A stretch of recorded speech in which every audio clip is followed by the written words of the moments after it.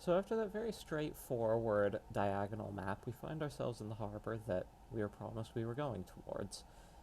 This is a weird map. The first thing that you'll notice looking at it is that we're not on a castle. There's a castle here. It's got a loyalist general on it. There's a castle here. It's got an orc on it. Not a lord, just an orc. And there's a castle down here with only 2 spots that has another loyalist on it. What we're supposed to do for this map, generally speaking, is take our guys, run them about 4 turns south. This guy will absolutely get off the castle. Then we can recruit from there. Point our guys southeast, kill this human. Spin our guys northwest, kill this human. Pretty straightforward. Let's watch zoomed out as the humans recruit and this ship arrives. The thing with the ships is that they're each full of free tier 2 and tier 1 humans. As soon as they get to the shore, they just crap out their guys. Now we're gonna start watching these guys die. So, you can actually go out there into the ocean if you have the stomach to, and you can kill the ships. They're just these transport galleons. They've got 30 hit points. They've got basically no resists, 50% defense, and respond with a 25 damage ballista if you don't attack them in melee. So what you would have to do is be able to get some trolls or orcs into the shallows, because you can't traverse deep water. So by definition, by the time you're attacking them, they're 1 turn away from dropping off their guys. And then you have to be able to chew through their significant, well, it's not even, they're actually pretty weak. I should take that back. They're pretty insignificant durability on good defense to prevent them dropping off 3 guys. Now you see, turn 4, we've made it to the keep. So, one thing that I want you to keep in mind, all of our support's dead, is that as you're watching this, I took him down to the keep as fast as possible, and I am going to be recruiting a horrible money-losing slurry of tier 2 and 3 units. This is like importing an endgame squad into map 3. So just keep that in mind. That guy turned into a pikeman, a spearman, and a cavalryman. Let's get those orcs. Note that they can move the turn that they disembark. So the ship can land, crap out 3 marines, and then the 3 marines can stage an amphibious assault on your guys instantly. Which, that's fair. But so, in any case, the point of that is that I'm going to be recalling a squad that's incredibly huge for this map. Impossibly huge for this map. And there's still going to be hairy moments. There we go. A pikeman, a swordsman.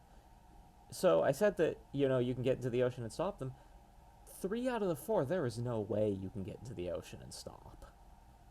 That's kind of a nominal thing. It bugs me, but not that much, honestly. I lied. There's a tier 1. There's 2 tier 1s. Sorry.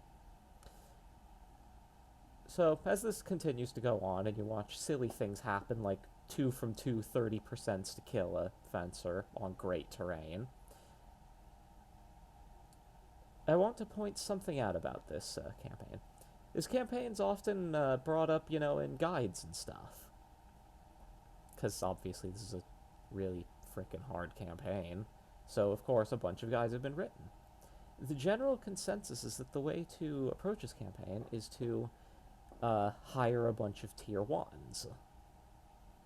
So instead of relying, as I am, on my minus 18 gold per turn, full of tier 3 trolls and slurbos, just keep recruiting grunts, trolls as soon as you have access to them, and assassins as soon as you have access to them. I'll invite you to take your eyeballs, point them up towards the top of your screen, and note how many villages are in this map. Quite simply put, there isn't the economy base to sustain a low-level unit drive, where you're just accepting that attrition is going to happen. Okay, so what's the other way you deal with a level 1 unit drive is you get yourself into that negative income thing, and then you rotate them. Intelligent rotation. Bring your wounded back from the front, heal them up, send them back in. There's 14 villages. We have access to 5 of them. We really have access to 3 of them. And that's only because I've already cleared out the southeast. You cannot, with no healers and no villages, spend time medding a group of wounded units. Doesn't work. The facilities aren't there. Buy ships. See ya. So, you know, that leads us to, you know, okay, play it hyper defensively. Assassins on castles. We've got loads of castles here. I do invite you to compare the slapshod design of the terrain here to what we saw in Liberty literally any of these times that I've been updating. Hopefully that comment doesn't age badly, but here we are. But in any case, so, you know, we take a bunch of assassins because they've got 70% defense. Enemies using a lot of range. We stack up. We get some poison going. We get some... We can actually rotate because that's fewer than if we were to recruit, say, trolls or grunts. Note that it's turn 13 already. I've burned through over half the turns playing this with an obscenely overtuned squad. Over half the turns. Now, if you compare this to something like, for instance, Liberty, where you burn through about half the turns playing the map normally, not just hyper power gaming it, you start to see the cracks show. And next map is... Oh boy, next map's going to be something to talk about. One thing I do here that's just an absolute flex is I reset probably hundreds of times to get... Well, okay, not hundreds, that's a real exaggeration. I reset a lot to get this Wolf Rider to eat a boat because I wanted it to. There's no real animation, it just makes a wood creaking noise and then sinks. You get tier 2 experience for it. And Slowhand dies. And his death quote is that he dies. Finally, he'll pay. So, you know, I've kind of been glancing over the plot of Black Eye so far. Kind of understandably, it's hard to include it considering how things have been with the recording. We've taken the harbor of Tiragaz. This was the entire point of this whole thing. The shamans arrived, and it turns out that all of the guys here who died, which was all of them, sent their shamans away. So we have to cross the Desert of Death, which allegedly the shamans didn't have to cross for reasons, so that we can go catch up with their shamans, because our whole goal is to link up all the shamans. So we're here meaninglessly, and now we have to take a Kaizo route away to finish things off. And so to look at something... Oh, no, not status table. I want stats.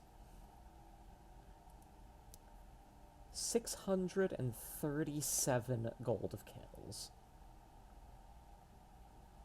637.